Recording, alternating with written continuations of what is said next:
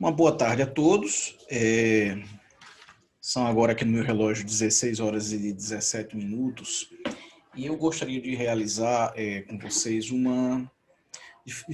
fazer, né, um vídeo complementar a respeito de algumas discussões que ficaram, a meu ver, pendentes em nosso último encontro, né? Essa é a nossa aula de introdução ao estudo da história. E na nossa última aula síncrona, nós discutimos o texto de Achille Mbembe, Crítica da Razão Negra, né? É um belíssimo livro. Eu consideraria que, de alguma maneira, é o livro mais importante que eu li esse ano. É um livro recente, de 2013, e a discussão que ele faz me pareceu muito pertinente para o público dessa disciplina, né? Um público formado por não historiadores ou não historiadores em formação, mas que, de alguma maneira, se interessam pelo ofício da história, se interessam pelos saberes históricos e possuem uma necessidade formativa no campo da história, como é o caso, por exemplo, dos museólogos, em formação, do pessoal das ciências sociais, das relações internacionais que compõem o alunado dessa disciplina. Então, diante disso, eu coloquei dois textos, um artigo da professora Vlamira Albuquerque e 3 capítulos de Crítica da Razão Negra, publicado pela N1 Edições, do Achille Mbembe, né, que é um autor importantíssimo para a teoria crítica da atualidade e, me parece, deve passar a integrar também as reflexões no campo da teoria da história, né, mais recentemente, sobretudo no tocante ao papel da raça na história, né? Há uma conceituação mais precisa, mais adequada, mais sofisticada sobre a raça e sobre os racismos dentro do conhecimento histórico. Eu acho que esse foi o objetivo quando escolhi esses dois textos, né, da professora Vlamira Albuquerque, da UFBA, e do professor Achille Mbembe, de Harvard, para essa disciplina. Eu queria realizar com vocês um debate, uma reflexão sobre os usos e os abusos das categorias raça e racismo no mundo da história e entre os historiadores.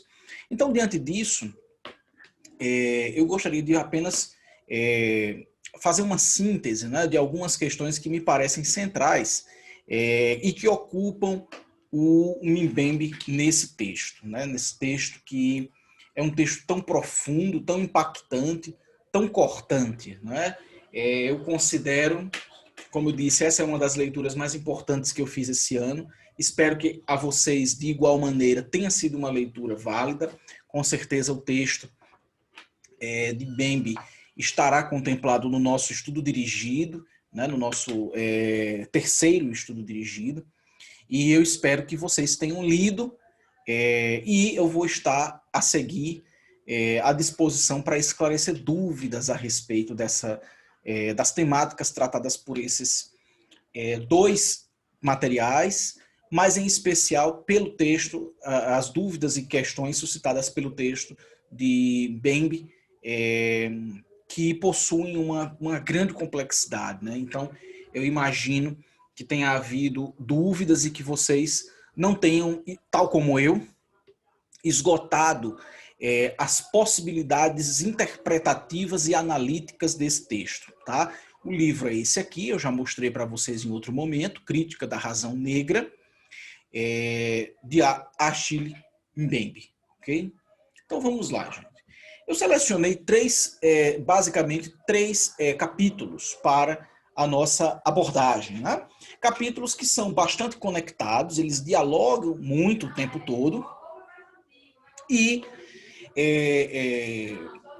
certamente ao ler os três textos, que são textos longos, são textos densos, complexos, eu imagino que vocês tenham percebido esse diálogo entre essas partes do livro, né? O livro ele vai e volta o tempo todo nos assuntos, né? E recuperando novas abordagens do mesmo tema, né? Recuperando outros exemplos. Essa é uma estratégia visivelmente utilizada pelo professor Bembe. Primeiro, é preciso considerar, né, que, sim, pois bem, os 3 capítulos escolhidos, eu não vou me deter a nenhum deles em específico, mas os 3 capítulos escolhidos para essa disciplina foram o capítulo 2, O Poço dos Fantasmas, o capítulo 3, Diferença e Autodeterminação, e o capítulo 6, intitulado Clínica do Sujeito. Tá? É um texto longo, como eu disse, são 3 capítulos bastante densos, mas cuja leitura certamente lhe oferecerá uma outra perspectiva, uma outra abordagem a respeito das categorias de raça e de racismo. Né? O nosso objetivo aqui vai ser, de alguma maneira, conectar esse debate, que me parece muito original, embora o Bembe faça uma filiação muito honesta e solidamente construída com os estudos anteriores de Frantz Fanon, né, de Aimé Césaire e de outros importantes intelectuais negros do século XX. Mas a proposta de Bembe é bastante original e então tentando conectar essa originalidade analítica trazida por esse autor africano com a história que nós devemos, então, a partir daqui, iniciar a nossa exposição, a nossa abordagem. Uma pena que, durante a aula assíncrona, eu tenha falado muito e, de alguma maneira, falei muito solitariamente, né? Houve pouquíssima interação na aula. Eu compreendo as razões dessa pouca interação durante a aula. Trata-se de um texto complexo, de um texto denso, mas, enfim, eu me ponho à disposição, como sempre, para dialogar com vocês e retirar dúvidas a respeito desse texto. Primeiro, é preciso considerar que os termos, né, África e negro, eles integram o que o Bembe chama de um longo processo histórico de invenção de sujeitos raciais. Trata-se, portanto, os 2 termos, África e negro, são peças basilares, então, desse longo processo de racialização que ocupou a chamada era do colonialismo e a própria modernidade. Então, Bembe inicia dessa maneira, dizendo que é preciso inserir os termos África e negro dentro de um longo processo histórico, portanto, dentro da história. Né? É preciso historicizar e revelar a carga semântico-histórica que essas 2 expressões carregam. E segundo o Bembe, essa carga semântica tem uma relação umbilical com a própria modernidade e com a história do colonialismo. Né? Quando eu falo aqui colonialismo, me refiro à história desde a expansão ultramarina europeia e a consolidação do tráfico atlântico de escravos no século XVII, até, certamente, os imperialismos e colonialismos, esses sim propriamente ditos, dos séculos XIX e XX.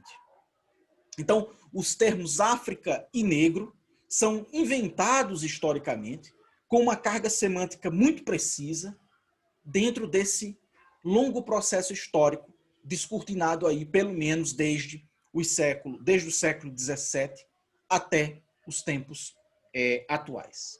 Pois bem, então o que é que se entende, considerando que trata-se de termos históricos e, portanto, largados nas temporalidades e nas diacronias, o que se entende por negro? O que é negro? O que é um negro? De acordo com esse longo processo de racialização inserido nos quadros da modernidade e do imperialismo europeu. Para Achille Mbembe, negro é, antes de tudo, uma fantasmagoria. É uma fantasmagoria. Não se trata, então, de uma realidade significante propriamente dita, mas, segundo Mbembe, de um rebotalho de disparates e de fantasmas criados pelo Ocidente. Essa é uma imagem, essa é uma definição muito forte e chocante que o autor nos traz. Diz que a primeira significação, a primeira semântica do termo negro tem a ver não com uma realidade em si, com a realidade dos povos, da pluralidade de povos negros na África e fora dela, mas tem a ver com um rebotalho, né, de disparates e de fantasmas criados pelo Ocidente. Tem a ver, então, com uma fantasmagoria, uma imagem, um símbolo feito a partir de preconceitos e de estereotipizações do ser negro, de acordo com as conveniências, então, do Ocidente. Trata-se, nesse prisma, de um corpo bruto e fantástico que, segundo Mbembe, suscita em nós, em todos nós, nojo, medo e terror. Temos, então, medo do negro. Temos medo dessa figura fantasmagórica, bruta, fantástica, que esse longo processo de racialização inventou, tendo como carro-chefe os colonialismos e imperialismos europeus. Trata-se, portanto, de um violento processo que transformou pessoas de origem africana em negros, isto é, em corpos de extração e em sujeitos raciais. Então, fundamentalmente, o que está por detrás dessa fantasmagoria ocidental que inventou o negro? Esse negro que nos amedronta, que nos causa terror e nojo. Está por trás um processo violento de extração desses corpos, de expropriação desses corpos e de sua transformação em sujeitos raciais, em sujeitos racializados. Daqui a pouco a gente fala mais sobre as bases dessa racialização. Há aqui, então, ainda uma imagem de hipersexualidade e de primitivismo associada ao homem e à mulher negros. A escravidão, certamente, é uma outra característica que cola-se ao ser, a esse ser negro inventado pelo Ocidente. Né?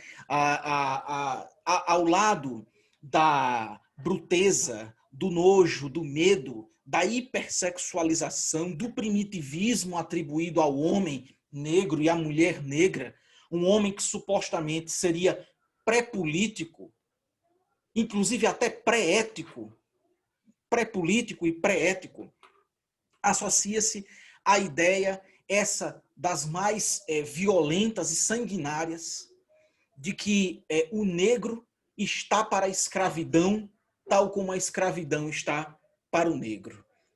A consequência brutal dessa associação entre escravidão e negro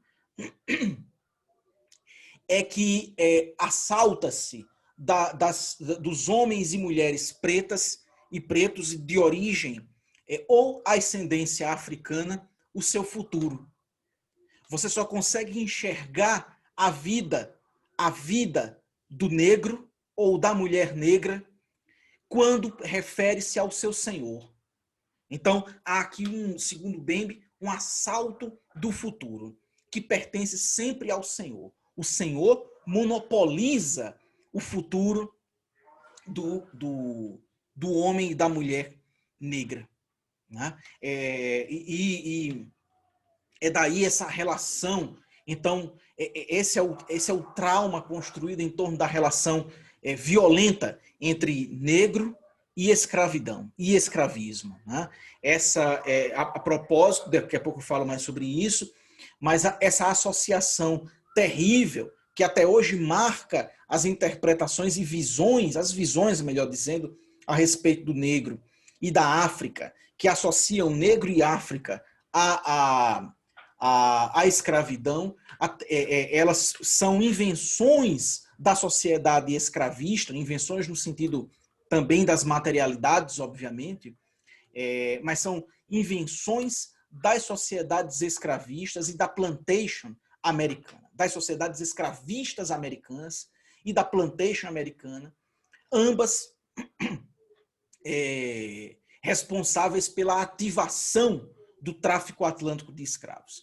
A excelente história, uma excelente história da ativação do tráfico atlântico de escravos a partir da demanda americana e da constituição de um circuito que fez o Atlântico pequeno e conectou as Américas à África, foi contada brilhantemente pelo professor Manolo Florentino em um clássico da historiografia brasileira chamado Em Costas Negras.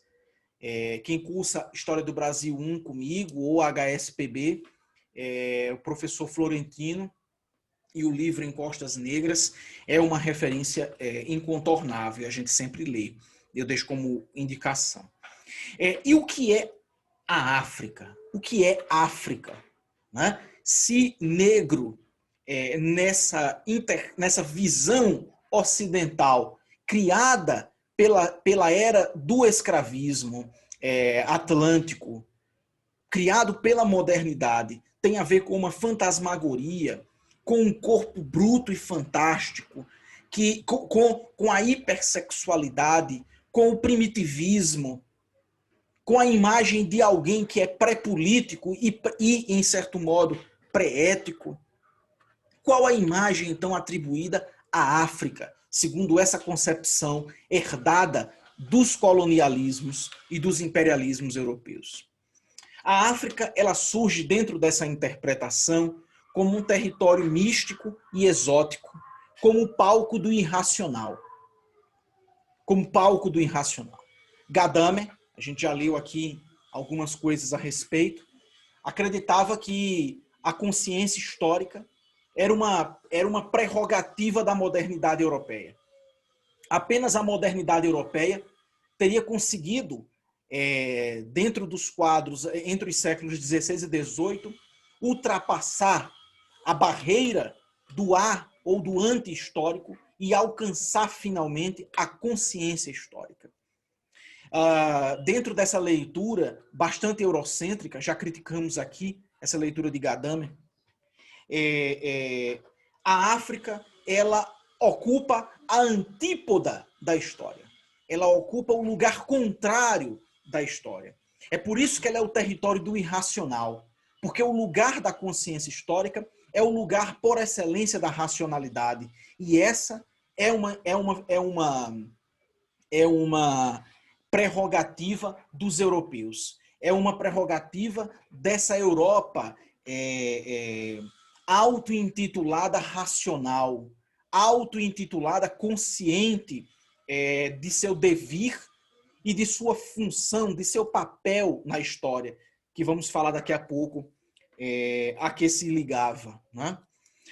Essa figura, então, da África representava, por parte do discurso ocidental europeu, uma espécie de legitimação de ações sem qualquer culpa executadas no continente africano. Né? Para Bembe, essa imagem da África como território místico, exótico e irracional falava muito mais dos europeus do que dos africanos e do continente africano. Por que Bembe fala isso? Porque ele diz que, segundo essa leitura, os europeus, e sobretudo a era dos imperialismos no século XIX, como bem trabalhou Eric Hobsbawm em seu livro, né? Os europeus e os estados coloniais, né, colonialistas europeus do século XIX, se eximiam de qualquer culpa perante suas ações violentíssimas e brutais no continente africano. Isso porque a África era uma espécie de terra de ninguém, era uma espécie de vazio, era um território vazio de racionalidades. Diante disso, os próprios colonizadores sentiam-se desculpados diante dessa situação de vazio político. Né? Lá era uma espécie de território ahistórico, fora da história e fora da política. Já devem certamente ter ouvido uma frase que durante algum tempo da minha vida eu não percebi a sua carga semântica e hoje vejo como ela se associa, talvez não de maneira direta, a essa discussão sobre a África e as Américas também como território de ninguém, como espaço colonial assente no vazio político, numa ideia de lugar fora da história e onde, portanto, poderia se fazer tudo. A frase é: abaixo dos trópicos não há pecado. Via de regra, acho que é essa frase, é algo nesse sentido. Debaixo dos trópicos não há pecado, é algo nesse sentido. Essa frase, via de regra, é suscitada em tom jocoso para falar da sexualidade, né? de sentidos sexuais. Mas à luz desse texto do Mbembe, penso como essa frase pode fazer sentido em uma outra reflexão, como uma desculpa para que colonizadores façam o que quiserem em territórios coloniais, violando, inclusive, certas regras, valores morais e éticos que são operados e rigorosamente seguidos dentro do continente europeu, dentro da Europa.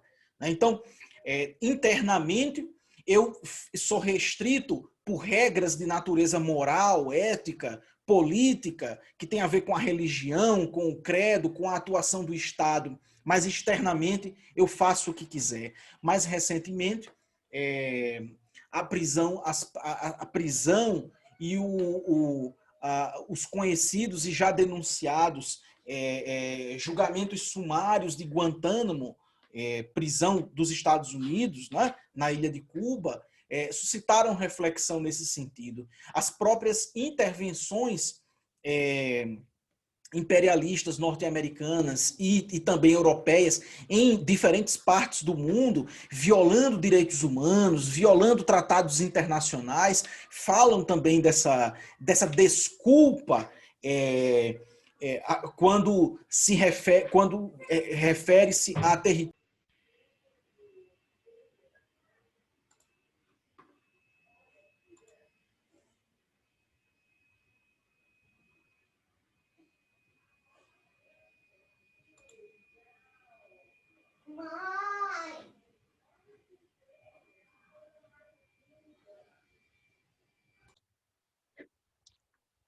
Meus amigos, me desculpem, eu acho que tive um problema aqui na minha gravação. Tá? Espero que não tenha cortado nada, mas se tiver cortado, depois eu faço um reparo.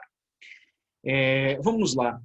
Então, tal como o negro, né, ou essa imagem do negro construída pelo Ocidente, a África também é um território vista, né, como um território do vazio, esse território do místico, do exótico e, fundamentalmente, um território do irracional, o território do pré-político. Né? E, diante disso, lá tudo é possível. Né? Não há as reservas morais e éticas que vigoram na terra dos colonizadores, não vigoram na terra dos colonizados. Então, os colonizadores se sentem autorizados para dentro da África, dessa África colonizada por eles, fazerem tudo, né? Sem qualquer pejo, sem qualquer culpa. Há também aqui, como eu disse, uma África, então, fora da história, né? Uma África cuja mentalidade selvagem, inclusive uma categoria atribuída ao continente africano pela própria antropologia, desde o século XIX, reafirmada ainda assim no século XX, né? Essa mentalidade selvagem seria marcada pelo seu caráter pré-lógico, né? Pré-lógico, pré-histórico, pré-político, né? De acordo com essa leitura, apenas a raça branca seria a única a possuir vontade e a capacidade de construir um percurso histórico. Aos africanos, essa leitura também aplica-se de algum modo à América, né? a esses nativos africanos e americanos, essa capacidade estaria negada, né? Negada, já que eles viveriam dentro de um mundo pré-histórico e também pré-lógico, né? Lamentavelmente, mas pelas limitações da própria época, né? O Mbembe disse que muitas vezes a própria crítica anticolonial recuperou muitos desses mitos e estereótipos a respeito do negro e da África, né? Muitas vezes realizando externamente uma crítica do colonialismo, a antropologia do século XX afirmou certos topóis, né, presentes na antropologia do século XIX, como aqueles que falavam em uma mentalidade selvagem, tentando, claro, revalorizar essa mentalidade selvagem, tentando revalorizar o mágico nas interpretações e visões a respeito da África, mas internamente mantendo o mesmo arcabouço colonial que lançava a África e suas gentes e seus povos variados, não apenas negros, em um vazio epistemológico, né? Em um vazio, inclusive identitário, já que uma das marcas fundamentais dessa visão sobre o negro e sobre a África, construída pelos colonialismos da época moderna e da época contemporânea, tem a ver com o fato de que ela não se refere a um africano específico, né? Essa visão, ela não dá rosto a esse africano nem a esse negro. Na verdade, segundo Frantz Fanon, esse negro, ele não existe. O negro construído como fantasmagoria pelos ocidentais não existe. Não existe. Né? O que há é um conjunto de estereótipos e de preconceitos construído em torno de uma certa imagem de negro que elimina todas as possibilidades de encontrar epistemologicamente a África real e as populações africanas e de origem africana reais. Vocês devem recordar que no início desse curso nós assistimos um vídeo maravilhoso, né, de Chimamanda Adichie, escritora africana, salvo engano, nigeriana, de nacionalidade nigeriana. E a Chimamanda Adichie recordava-se nesse vídeo que quando residiu nos Estados Unidos, causou um certo choque entre suas colegas de estudos, de estudos universitários, quando afirmou ter crescido em uma família de classe média na Nigéria, com acesso a fogão, luz elétrica e outras comodidades da dita vida moderna. Isso causou um espanto nas colegas brancas e americanas, ou talvez até afro-americanas, não sei, ela não dá detalhes sobre quem eram essas colegas, mas o fato é que o seu relato de vida pessoal causou um espanto diante delas, porque quebrou o vidro, rompeu o véu dessa imagem estereotipada e exótica que temos da África e que essas colegas certamente tinham da África. Imaginavam que Chimamanda Adichie tivesse crescido ali comendo comida cozinhada no fogão de lenha, sem acesso à energia, enfim, sem o conhecimento das tecnologias do mundo moderno, que são vistas como a exclusividade ocidental, né? Então, de igual maneira, como eu dizia há pouco, né, essas interpretações muito longevas a respeito da África e do negro influenciaram os próprios movimentos anticolonialistas e uma crítica ao colonialismo e imperialismo do século XX, né? Certamente por uma limitação do próprio arcabouço epistemológico e cultural com o qual enxergávamos, as lentes com as quais enxergávamos a África e suas gentes e seus povos.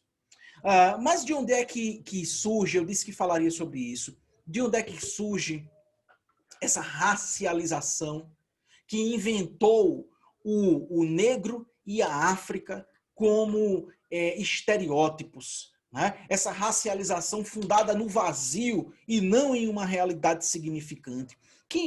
Como surge isso? É preciso considerar, eu disse isso no início à luz de Mbembe, que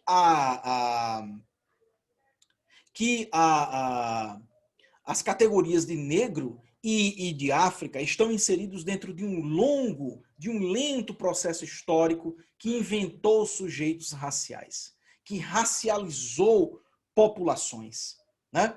Populações que não eram originariamente, ontologicamente racializadas. As populações humanas, elas não nascem na testa com uma associação umbilical que as vincula, por exemplo, por causa de sua cor, de seu fenótipo, a um determinado destino, a um determinado devir.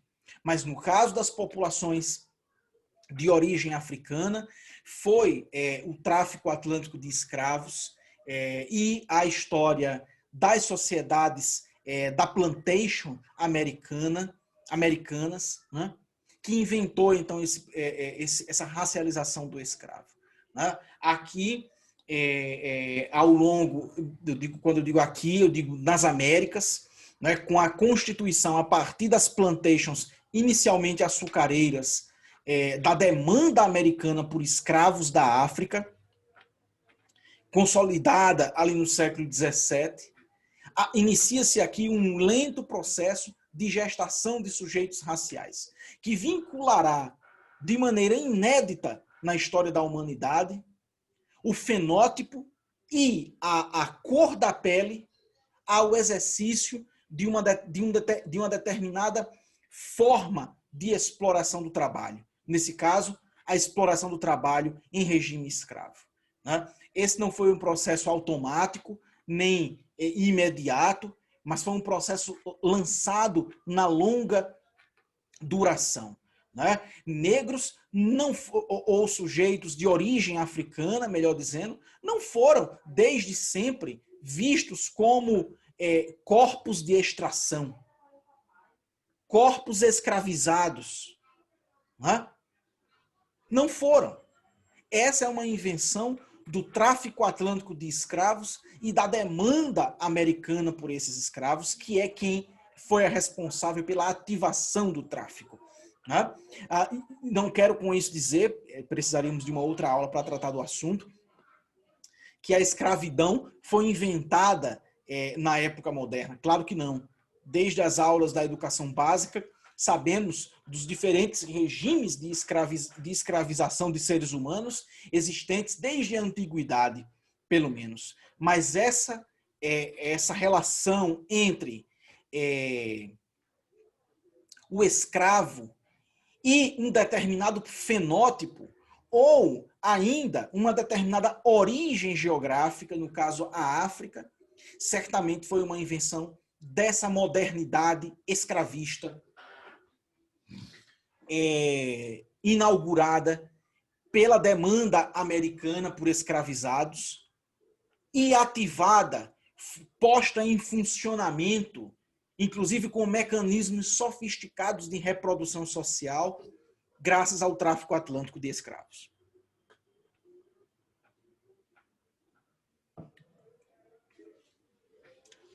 O Mbembe dá um exemplo maravilhoso, trágico, claro, mas maravilhoso, pela sua qualidade de informação histórica, para o caso das 13 colônias. Ele diz que até mais ou menos a década de 60 do século XVII, até meados do século XVII, as distinções entre africanos e europeus submetidos a condições brutais de exploração do seu trabalho, da sua força de trabalho, eram muito fluidas. Então, basicamente, até meados do século XVII, quer dizer, a partir de meados do século XVII, o tráfico atlântico de escravos africanos ganha relevo exponencial, ganha envergadura, volume, dinamismo mercantil e passa a estruturar a força de trabalho nas Américas. Mas até esse momento, até ali meados do século XVII, europeus brancos, muitos de origem irlandesa, por exemplo, foram submetidos a regime de trabalho forçado tão brutal quanto os negros africanos, de origem africana. E as fronteiras entre... quer dizer, ele quer com isso dizer que não estava ali posta qualquer ideia que vinculava a escravidão e o trabalho forçado à raça do indivíduo, ou à cor da pele do indivíduo. Esse ainda era um processo não desengatado ou não consolidado. No entanto, a partir da segunda metade do século XVII, um regime de castigos passou a obedecer uma lógica explicitamente racial. Explicitamente racial. E que vinculava o castigo, o punitivismo, a cor da pele e a origem geográfica desse trabalhador forçado. Então, ele diz que a partir daí, de meados do século XVII, nas 13 colônias, é possível visualizar flagrantemente um processo de racialização do trabalho e do trabalhador. Não significa que brancos, por exemplo, de origem irlandesa, tenham deixado de ser submetidos a trabalhos degradantes. Não.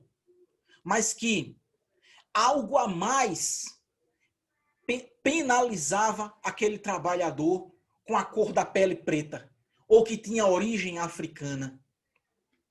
Algo a mais penalizava, no caso, um sistema de castigos. No Brasil, eu consigo visualizar essa situação, ou esse processo, a operação desse processo de constituição de distinções raciais a respeito do trabalho do trabalhador, quando comparo as escravizações indígena e negra. Sempre foi um hábito muito arraigado no Brasil colonial escravizar indígenas, tal como a escravização dos africanos, um negócio, certamente o negócio mais rentável da época moderna, né? O tráfico atlântico de escravizados africanos. No entanto, no século XVIII, quando a coroa portuguesa desejou transformar os índios em aliados da colonização e da ocupação do território, a lei do diretório e da ocupação do território, uma lei chamada Diretório dos Índios, criou uma distinção que já era pensada há um certo tempo, mas transformou essa distinção em algo a nível jurídico, né? E fez uma judicialização da raça, né? A lei do Diretório dos Índios, de 1757, né? Escrita ali dentro do reinado de Dom José I, por exemplo, ela criou uma distinção racial frontal entre negros e índios, proibindo, inclusive, entre negros de origem africana, quero dizer, e índios, proibindo, inclusive, que os índios fossem chamados de negros. Olha só o que diz o parágrafo, o artigo 10º da Lei do Diretório dos Índios, de 1757. Entre os lastimosos princípios e perniciosos abusos de que tem resultado nos índios o abatimento ponderado, é sem dúvida um deles a injusta e escandalosa introdução de lhes chamarem negros. Era um costume, desde o século XVI, chamar os índios de negros da terra, em oposição aos negros da Guiné, aos negros de África, da costa da África. Isso era um costume comum. Mas a coroa, quando desejou nobilitar os índios e transformá-los em parceiros da colonização, em meados do século XVIII, eles já eram parceiros importantes da colonização, mas ela constituiu uma distinção racial, inclusive a nível jurídico, como se vê no Diretório dos Índios, né? Querendo talvez com infâmia e vileza deste nome, quer dizer, o nome negro, representava, já aqui no Brasil colonial, no século XVIII, infâmia e vileza. Persuadir-lhes de que a natureza os tinha destinado para escravos dos brancos. Veja que expressão forte. O negro, que representa, segundo a lei do Diretório dos Índios, de 1757, no Brasil colonial, que representa infâmia e vileza, supostamente tinha a sua natureza destinada a serem escravos dos brancos. E aí o objetivo do diretório era afastar essa natureza dos indígenas. Dos indígenas. Aqui a perspectiva racial é clara e transparente. Clara e transparente. Tá? Quais são, então, as funções dos termos negro e África, e do termo África? Né? Primeiro, segundo Mbembe, os termos, ambos, representam e cumprem a função de apartar uma parte da humanidade, de deixá-la fora, né? De fora. Trata-se, então, de um testemunho da diferença, uma exigência de segregação. A lei do diretório é muito explícita nesse tocante, né? Aqui trata-se de um grupo de sub-homens destinados a serem escravos dos brancos. A serem escravos dos brancos. Negro, então, foi por excelência o nome do escravo. Como eu disse, foi essa sociedade escravista americana e a operação do tráfico atlântico de escravos desde o século XVII que operou a construção dessa perniciosa aproximação entre negro e escravo. África, por seu turno, é a figura da dessemelhança. Trata-se de um mundo oprimido pela dureza, pela violência e pela devastação. A África seria, então, o lugar, como eu disse há pouco, do pré-ético, do pré-político e também do vazio. Né? Não importa o que se diga a respeito da África, ela será sempre construída como a partir de um conjunto de lendas, de figuras, de imagens, sem qualquer compromisso com uma realidade significante. Pouco importa a verdade a respeito da África. Esse é o peso profundo dessa visão lançada pelos colonialismos e imperialismos do século XIX sobre o continente. É que não importa se você vai atrás dos sujeitos reais da África, dessa África plural que daqui a pouco a gente vai falar.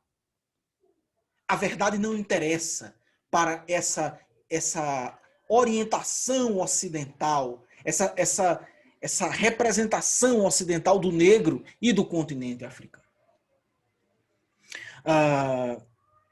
Aqui, de igual modo, é preciso estabelecer uma relação. Eu entro aqui numa outra dimensão da discussão de Achille Mbembe, entre imperialismo, liberalismo e modernidade. Às vezes essa é uma história dura de contar, até para aqueles como eu, que admiram os legados construídos dentro dos quadros da modernidade. Eu sempre digo em sala de aula que a gente deve ir para além da modernidade e não para aquém dela, né? Mas o fato é que, de maneira incontornável, e Mbembe conta essa história muito claramente, né?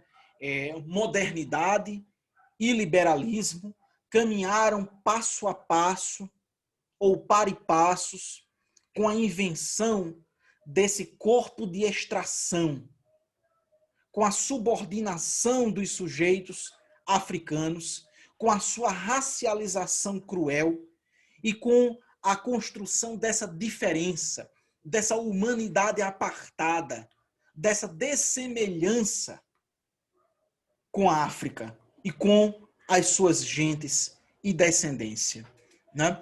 Então, a modernidade, ela, em larga medida, ela tem uma relação direta com a expansão ilimitada e o assalto europeu sobre o mundo. E ela, em vários aspectos, foi mobilizada, sim, por uma pulsão genocida. Mbembe chama isso de pulsão genocida do colonialismo.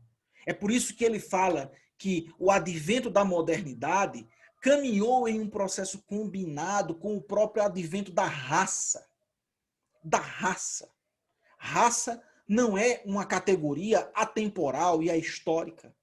Nós sabemos, né, há um livro maravilhoso, na verdade há vários livros interessantes a respeito, desde os estudos judaicos, da professora Anita Novinsky, por exemplo, do professor Ronaldo Weinfans e de tantos outros historiadores, antropólogos também, né? Mas recentemente Ronald Raminelli, meu mestre, um dos meus mestres, publicou um livro interessante a respeito do racismo e da raça na época moderna, né? E ele recorda que o termo foi inicialmente aplicado aos judeus na Baixa Idade Média, né?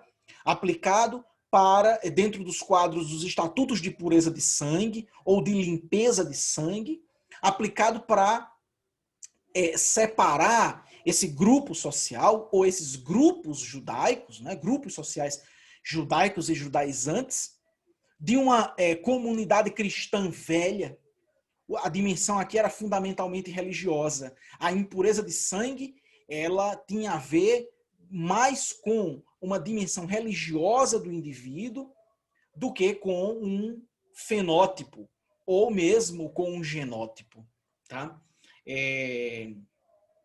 Mas o tráfico atlântico de escravos transfere essa categoria de raça e a reinventa dentro das sociedades escravistas americanas, associando-a agora, além do elemento religioso, que não desaparece, né, a aceitação da fé, por exemplo, né, acreditava-se que os jesuítas acreditavam nisso, né, que a escravidão era uma maneira do africano limpar-se, né, redimir-se de sua barbárie, de seu primitivismo. A leitura semelhante foi em algum momento aplicada aos indígenas, mas é de logo afastada, desde pelo menos Manuel da Nóbrega, do padre Manuel da Nóbrega, né? Mas no caso dos africanos, não. A escravidão é vista pela própria igreja como uma maneira de limpar e de garantir a salvação a essa população africana largada na barbárie, perdida em sua selvageria. No entanto, além da dimensão religiosa propriamente dita, que vinha dessa aplicação da categoria raça aos judeus desde a Baixa Idade Média, né, o tráfico atlântico de escravos adiciona o elemento social. O elemento social ligado ao trabalho. e aí você cria um círculo vicioso, né? Eles são escravos porque são negros, e são negros porque são escravos. Essa é uma invenção americana, das sociedades escravistas da América, que criaram a demanda necessária para a ativação do negócio mais lucrativo da época moderna, o tráfico atlântico de escravos.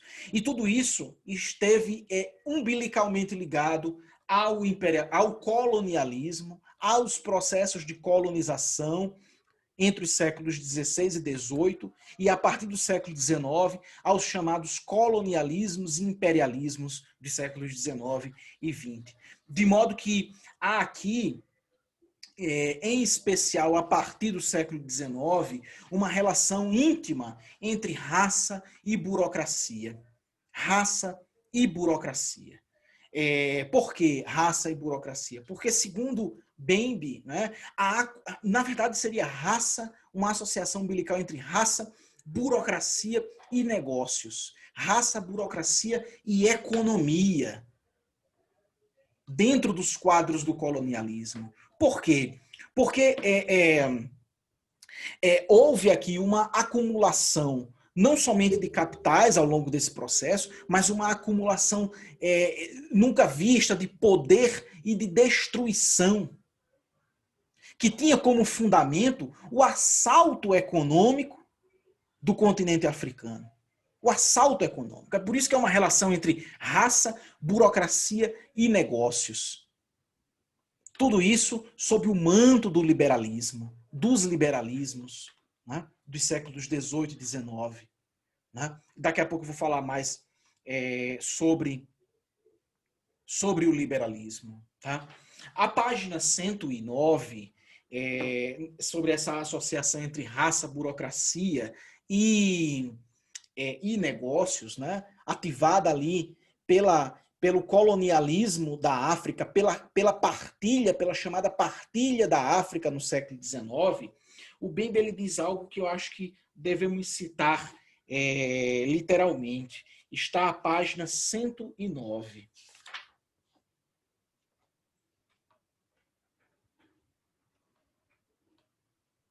Aqui. A colonização foi uma forma de poder constituinte, uma relação com o solo, com as populações e com o território, associou de maneira inédita na história da humanidade as três lógicas da raça, da burocracia e dos negócios, comércio. Três lógicas: raça, burocracia, governo colonial e negócios, comércio. Essas três lógicas operaram a ordem colonial que assaltou a África, mas não assaltou apenas o solo africano, assaltou também as gentes da África. Roubou-lhes a sua identidade, roubou-lhes o seu direito de estar no mundo e de controlar o seu próprio devir, o seu futuro, de serem sujeitos de sua própria história. Na ordem colonial, a raça operava como princípio do corpo político, permitindo classificar os seres humanos em categorias distintas, supostamente dotadas de características físicas e mentais próprias. A burocracia emergiu a partir daí como um dispositivo de dominação. Veja, a burocracia aqui, o governo colonial, emerge como dispositivo de dominação, enquanto a rede que ligava a morte e os negócios operava como matriz essencial do poder. A força passou a ser lei, e a lei passou a ter por conteúdo a força. Né? É aquilo que falávamos há pouco. Na África tudo pode, não há limites morais a serem impostos à ação do colonizador. Ele está fora daqueles impedimentos que dentro da Europa poderiam retardar uma ação ou mesmo sustar uma ação. Na África ele pode tudo: estuprar, matar, agir com ganância extrema, depredar, né? devastar, porque não há pecado abaixo dos trópicos.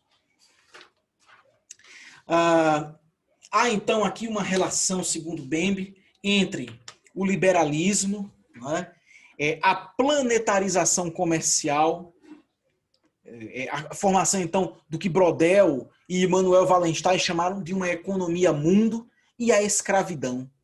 Né? O mundo faustoso do liberalismo do século XIX é erguido sobre as costas do continente africano e das gentes africanas. E nesse tocante, o negro ele é de igual maneira o grande símbolo de perigo e de ameaça. O negro é visto nesse momento como uma ameaça. Né? Há uma cultura, então, do medo racial que será intrínseca a esses estados liberais do século XIX e que até hoje está entre nós. Né? Para vocês, o Bembe faz um passeio fascinante sobre a história do pensamento político ocidental, em especial a história do pensamento liberal, dos liberalismos no século XIX. Né? Cita, por exemplo, Tocqueville, que foi um grande pensador francês do século XIX e um grande observador da recente democracia estadunidense no século XIX. Para Tocqueville, por exemplo, a presença dos negros no solo estadunidense era a maior ameaça à jovem democracia. Era a maior ameaça. O que é que o Bembe está querendo dizer com isso? Ele está dizendo que parte substantiva do arcabouço epistêmico do liberalismo foi construído sobre a ideia do medo racial, do medo perante as populações negras. Esse negro que, segundo Tocqueville, representa uma ameaça à democracia. Era por isso que ele dizia, isso cito o próprio Tocqueville, para evitar a luta de raças, os negros devem desaparecer do novo mundo e regressar ao seu lar de onde vieram originariamente. Aqui a perspectiva de racialização é nítida. Né? E a impossibilidade da convivência entre brancos e negros, Francis Fanon dizia que tanto o branco, tanto o negro, mas também o branco, segundo essa invenção racializadora ocidental, são grandes invenções. Né? Mas aqui, tanto o negro como o branco, mas aqui a convivência, segundo Tocqueville, é impossível. Essa convivência é impossível e é por isso que, por exemplo, após a Guerra de Secessão, inúmeros projetos de expatriação de populações afro-americanas foram desengatados nos Estados Unidos. No Brasil houve projetos assim também, né? Projetos para expurgar populações afro-americanas que muitas vezes não tinham qualquer relação identitária com o continente africano. E nem deveriam ser cobradas por isso. Não é? Nem deveriam ser cobradas. Populações enraizadas na América há gerações e que, após o fim da escravidão, foram induzidas, muitas vezes coagidas, a deixar a sua terra, deixar o seu lugar e rumar para um continente que elas não conheciam. Sob o prisma, sob o manto aí de uma luta de raças inventada por esses processos de racialização da modernidade e inclusive em conivência com o próprio liberalismo, né? Com os liberalismos e com essas democracias liberais que até hoje, sabemos, não convivem bem com os sujeitos enquadrados dentro dessa representação do negro como perigo. Né? Até hoje, a operação desse medo racial que afeta fundamentalmente as populações de origem e de descendência africana e populações pretas e de cor é uma marca fundamental e triste das nossas democracias, né? Aqui, então, o Bembe conclui, né, dizendo que o próprio pan-africanismo, melhor dizendo, o próprio pan-africanismo, em grande parte, teve dificuldades, né, em se desvencilhar dessa construção tão perniciosa do negro e da África dentro dos quadros do colonialismo, né? E muitas vezes ali dentro de movimentos nacionalistas no século XX que lutavam pela independência das antigas colônias africanas europeias, né? Dos europeus, eles fizeram ali uma associação entre raça e geografia que só conseguia enxergar como africano o sujeito político negro, né? Como se não houvesse africanos que não fossem negros, e como se todo negro afro-americano, né? ou de outro lugar, negros europeus, né, tivessem que automaticamente reconhecer uma identidade de matriz africana para se inserir como sujeitos políticos, né? O que o Bembe está propondo aqui é que é preciso, seguindo a lição de Aimé Césaire, né, reabilitar a diferença, né? Reabilitar a diferença, mas reabilitar a diferença recusando de igual maneira uma visão abstrata desse universal negro, né? O universal negro é uma invenção colonial e imperialista. Né? É preciso recuperar, pelo contrário, a pluralidade do homem negro. Né? E é aqui, por exemplo, que o texto da professora Vlamira dá-nos um exemplo maravilhoso.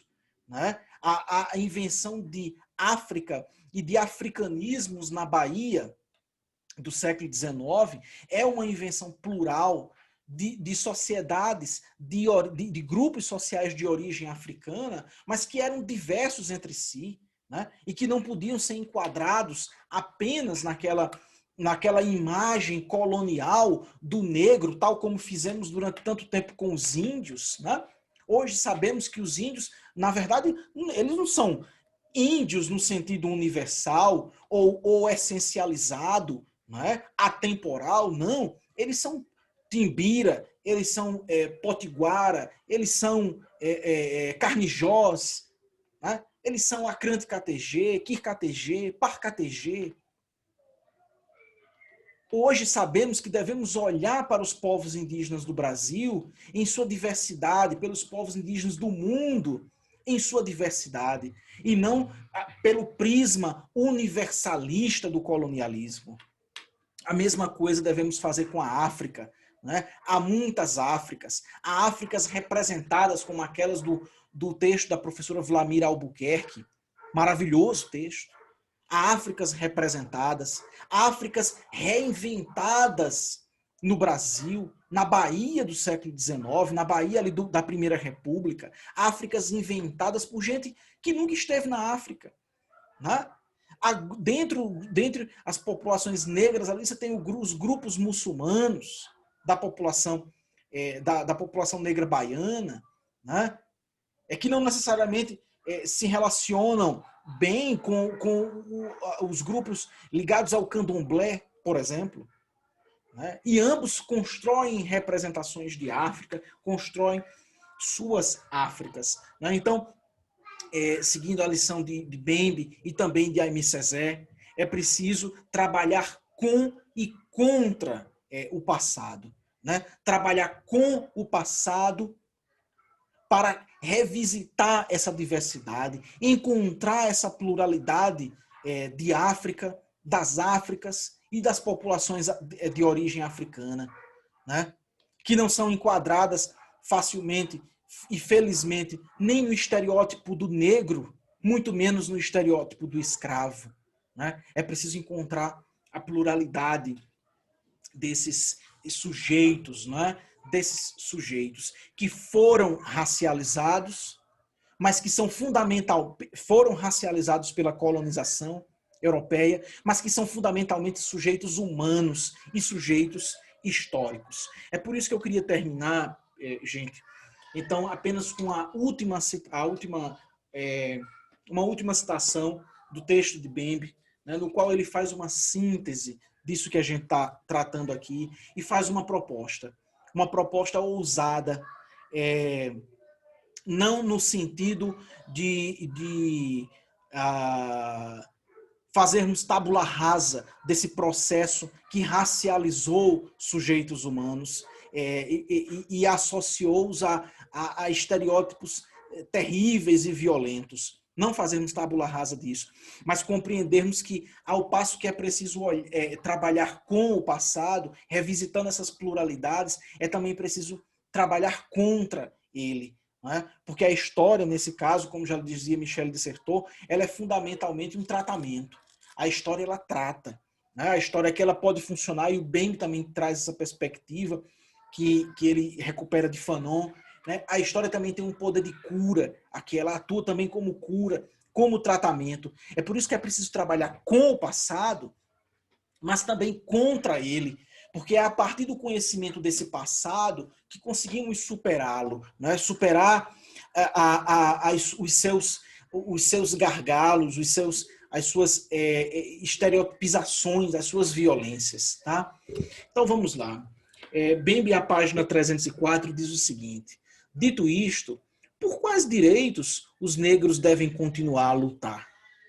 Tudo depende do lugar em que se encontram, do contexto histórico em que vivem e das condições objetivas que se lhes apresentam. É preciso, portanto, recusar uma visão universal do negro, universalista do negro.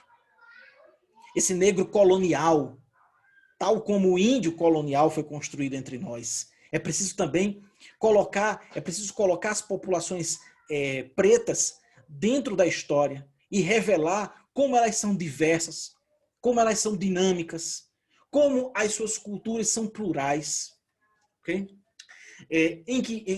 Do contexto histórico em que vivem e das condições objetivas que se lhes apresentam.